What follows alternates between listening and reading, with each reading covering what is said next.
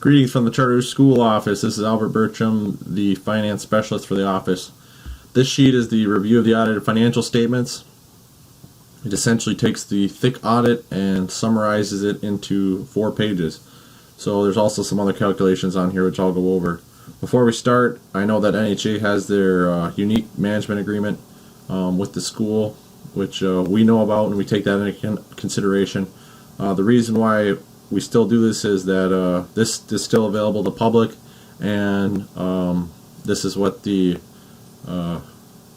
places like the Detroit Free Press would use for their articles. So it's important to know what's on here in order to know what's going on. So that's how we view it. So starting off, we'll start with the statement of net position.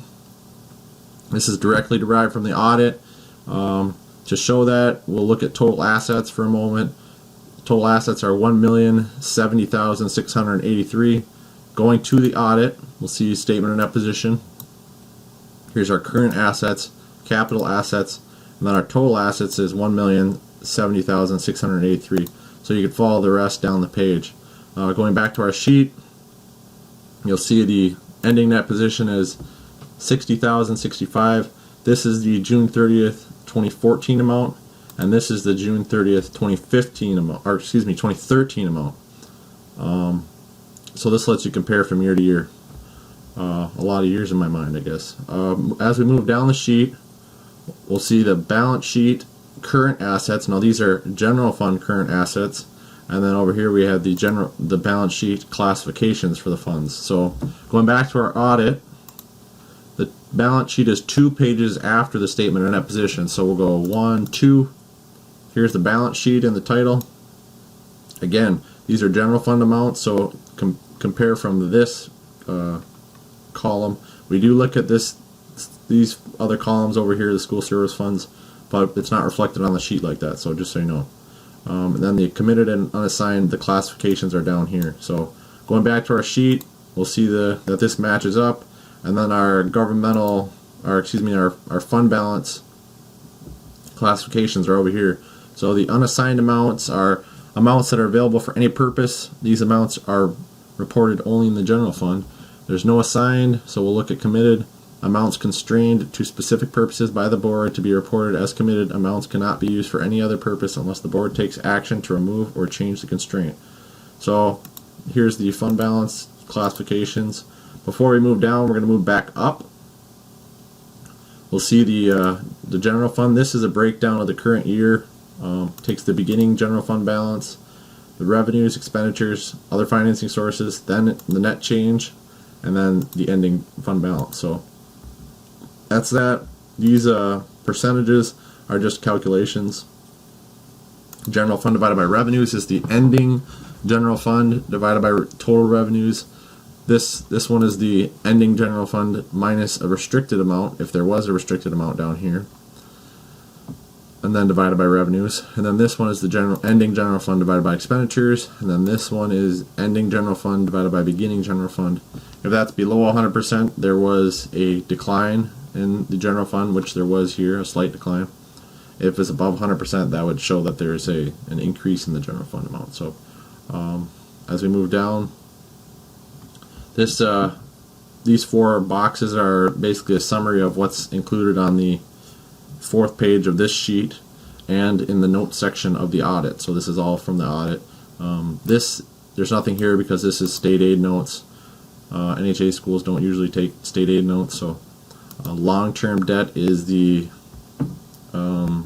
there was a bond or something like that for another school. Again, NHA schools use the lease agreement usually. So that's where this is. This is the building lease right here. That's this amount here.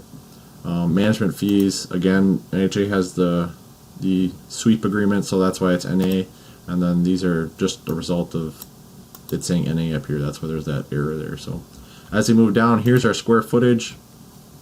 If this is incorrect, please let us know, because we'd like to make sure everything's proper in all of our documents and the charter agreement and everything. So with that, this calculation over here takes the revenues, divides it by that square footage.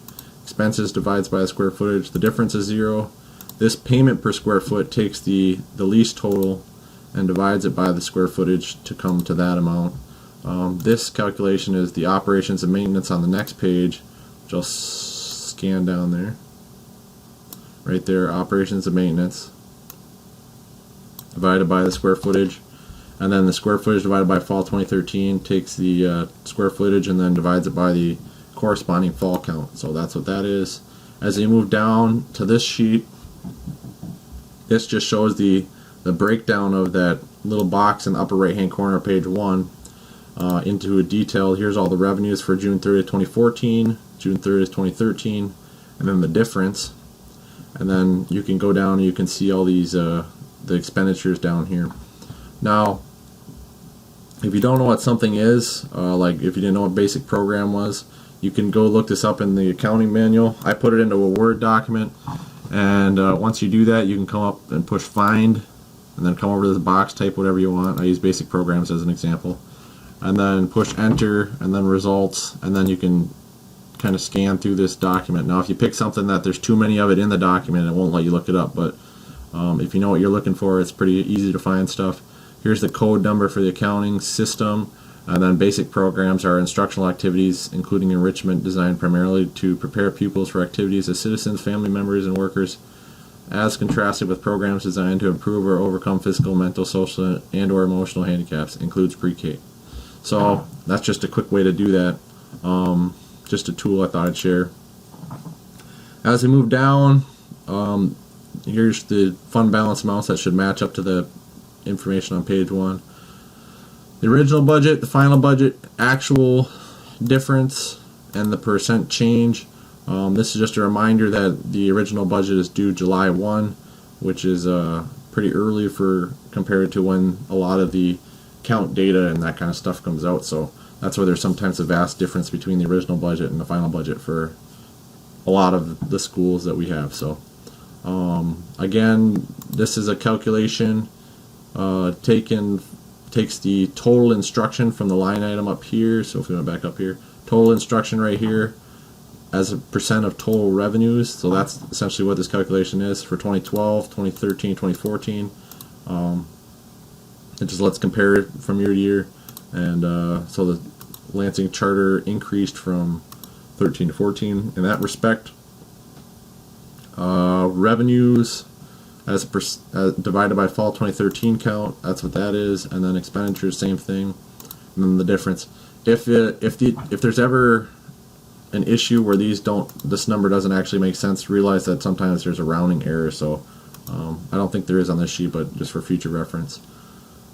Down here we have our enrollment numbers. These numbers are derived from CEPI, and this one is from the DS 4061 I received through Epicenter. So that's where that is. That's where these numbers are from. And then this is just the percent change associated with these numbers from count to count, essentially. So below that we have a graphical display for those who like to see things visually. And then below that we have the free and reduced lunch count, which again is from CEPI. And then over here is the percentage of free and reduced lunch corresponded with the fall count that goes along with that. So again, we have a graph below that to show the trending for visual people.